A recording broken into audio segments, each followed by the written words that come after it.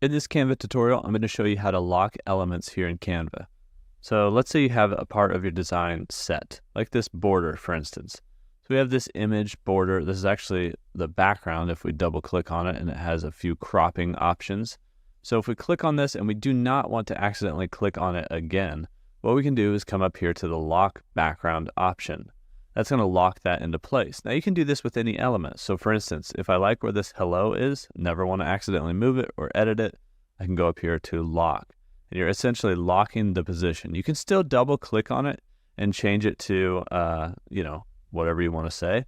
However, you'll notice that it does not extend the text box. So the text box will stay locked. Now, if you want to go in and edit this completely, you can actually click this lock icon and click unlock. And now we can use this to just type out our text, and we can adjust the text box size and positioning and get it back to fit. And of course, if we want to lock this into place, we can go back to that lock icon. So this works for any sort of elements. We can just lock in the positioning and a lot of the editing so that we don't accidentally move things around. Same thing with like this white square.